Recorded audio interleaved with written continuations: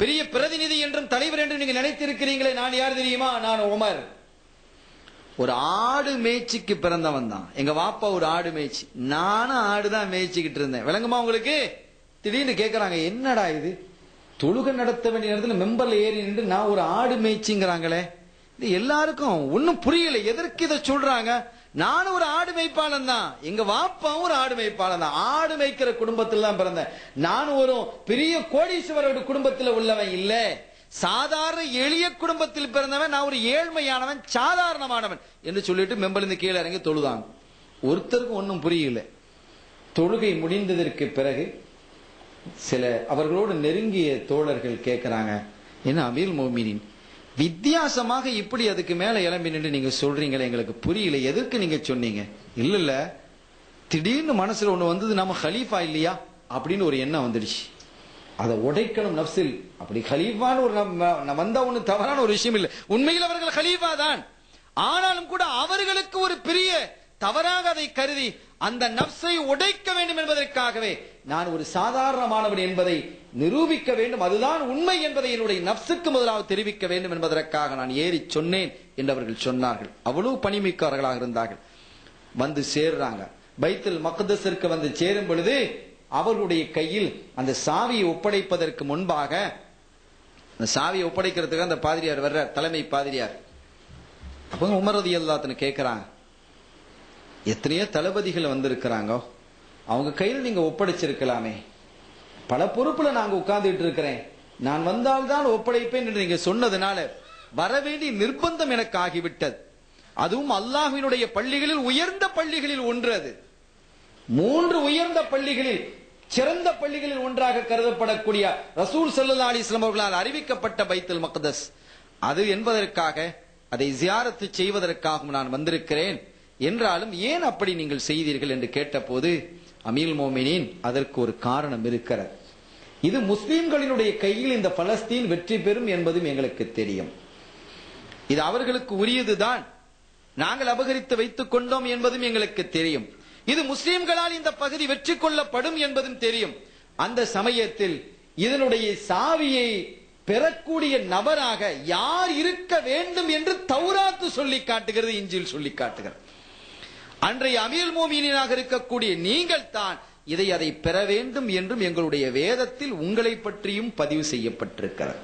பிற வேதங்களிலும் கூட சீனா Umar ibn Khattab ரலியல்லாஹு தஆலா அன்ஹு அவர்களை பற்றி பதிவு செய்யப்பட்டிருக்கிறது என்று சொன்னால் அவருடைய மகத்துவம் என்ன என்பதை எண்ணி பாருங்கள். பல கட்டங்களில் ரசூல் ஸல்லல்லாஹு அலைஹி வஸல்லம் மின் அஹ்லில் ஜன்னah மின் அஹ்லில் ஜன்னah, சொர்க்கவாதி சொர்க்கவாதி என்று ஸல்லல்லாஹு அலைஹி வஸல்லம் அவர்கள் உமர் ரலியல்லாஹு தஆலா அவர்களை சுட்டிக்காட்டி இருக்கிறார்கள். வெளியூர் நாட்டில இருந்து சில தூதர்கள் வந்திருக்கிறாங்க மதீனாவுக்கு. சில தூதர்கள், முக்கியமான தூதர்கள் வந்திருக்கிறாங்க. அவங்களோட பேச்சுவார்த்தை நடத்தணும் என்று அவங்க ஒரு இடத்துல உட்கார வச்சிருக்குது. உமர் ரலியல்லாஹு தஆலா அலுவல்களை முடிச்சிட்டு அங்க பேசுறதுக்காக தன்னுடைய தோழர்களோட போறாங்க. போய்கிட்டு இருக்கும் பொழுது வழியில ஒரு கிழவி நிக்கிறான். உமரே அமீர் மோமினின், உங்களோட கொஞ்ச நேரம் பேசணுமே எனக்கு கூப்பிடுறான். யாராவது ஒரு கிழவி போறது, ஜனாதிபதி, நெருங்க முடியுமா? யாராவது வட்டம் மாவட்டங்கிறான், அவங்களையும் நெருங்க முடியல. ஜனாதிபதி, அந்த ஜனாதிபதி போறாங்க, அவங்கள ஒரு பொம்பளை கூப்பிடுறாங்க, உங்களோட பேசணும் என்னன்னு போயிட்டாங்க. என்னமா விஷயம்? பேசுறாங்க. அந்த பொம்பளை பேச்சுதான் தெரியுமே, பேசிட்டே இருக்கிறாங்க. ரொம்ப நேரம் பேசுறாங்க. இவங்களுக்கெல்லாம் சஹாபாக்களுக்கெல்லாம் ரொம்ப சடைஞ்சு போயிடுச்சு. ஒரு பெண்ணுக்காக, ஒரு கிழக்காக இவ்வளவு நேரத்தை உமர் ரலியல்லாஹு தஆலா அவர்கள் அர்ப்பணிக்கிறார்களே, அமீர் மோமினின் ஒரு கலீஃபா இவ்வளவு நேரத்தை செலவழிக்கிறார்களே என்று ரொம்ப சடைந்து போய் நின்று கொண்டிருந்தார்கள். அங்க எவ்வளவு பெரிய தூதர்கள் வந்திருக்கிறாங்க, வெளிநாட்டிலும் தூதர்கள் வந்திருக்கிறாங்க. அவங்கள உட்கார வச்சு இந்த கிழவிக்காக இவ்வளவு நேரத்தை ஒதுக்குறாங்க ரொம்ப யோசிச்சுட்டாங்க. ரொம்ப நேரத்துக்கு பிறகு பரக்கத்தா அந்த பொம்பளை நேரத்தை எடுத்துட்டாங்க. எடுத்துட்டு இன்னும் நிறைய இருக்குது, நான் கொஞ்சம் தான் சொல்லி இருக்கிறேன், அப்ப நீங்க போயிட்டு வாங்கலன்னு அனுப்புறாங்க. சரிம்மா, அப்ப நான் போயிட்டு வரட்டுமா? நீங்க போயிட்டு வாங்கன்னு உத்தரவு தந்த பிறகு வர்றாங்க. அவங்களுடைய தோழர்களுடைய முகத்தில் அதிருப்தி தெரிந்ததை உமர் ரலியல்லாஹு அன்ஹு கவனிக்கிறார்கள். நான் இவ்வளவு நேரம் என்று பேசினது உங்களுக்கு அதிருப்தியா இருக்கிறதா?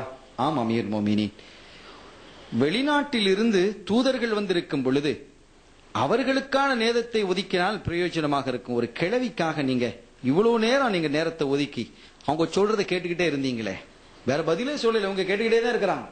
பேசுறது பூரா அவங்க தான். ஆம்பளையும் பொம்பளையும் பேச ஆரம்பிச்சா யாரு கூட பேசுவா தெரியும் தானே. அப்ப அவங்க பேசிக்கிட்டே இருக்கிறாங்க, இவங்க கேட்டுக்கிட்டே இருக்கிறாங்க.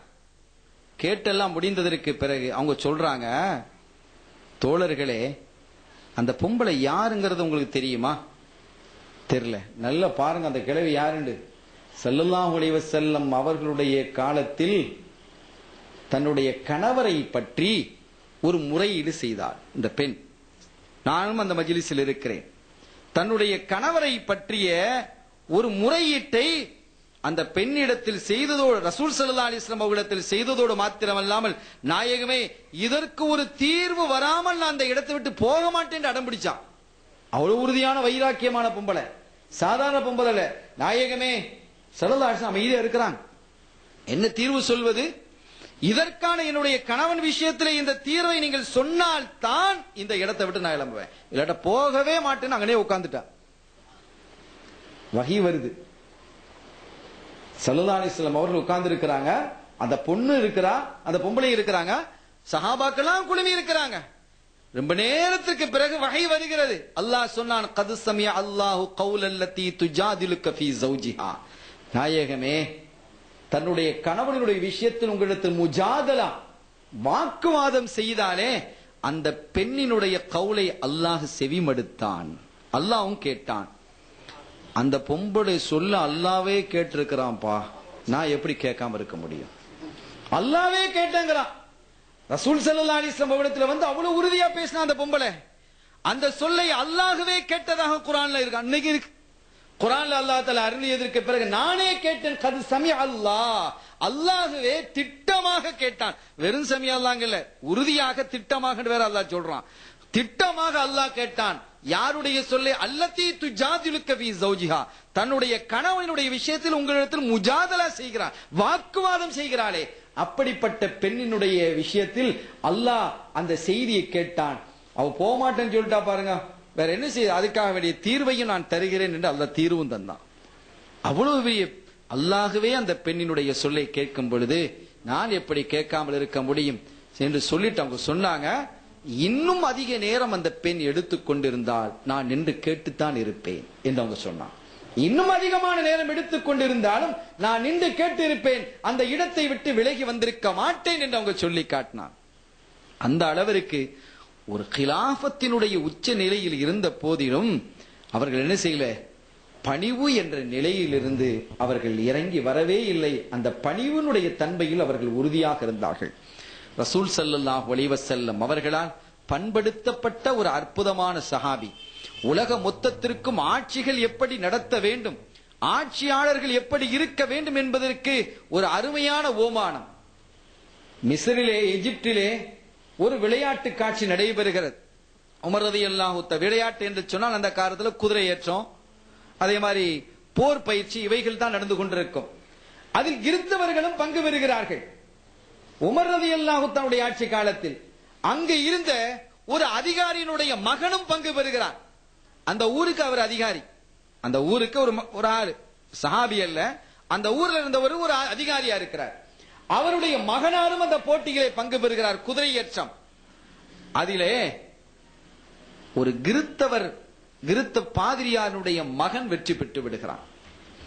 அதிகாரியினுடைய மகன் மிக வீரமானவர் தான், அவர் வைத்திருந்த குதிரையும் வீரமானதான். ஆனால் இரண்டாவதாக வந்தது, அதை பொறுக்க முடியாமல் அந்த இடத்திலேயே வைத்து என்ன செய்தான், அந்த அதிகாரியினுடைய மகன், அந்த முஸ்லிமான அந்த மனிதன், அந்த கிறிஸ்தவ பாதிரியினுடைய மகனை ஓங்கி சாட்டையால் அடித்தார். அது ரொம்ப வெக்கமா போச்சு, ஒரே பரபரப்பா போயிடுச்சு. இந்த மனிதன் அந்த செய்தி அங்கு அனுப்பினார்.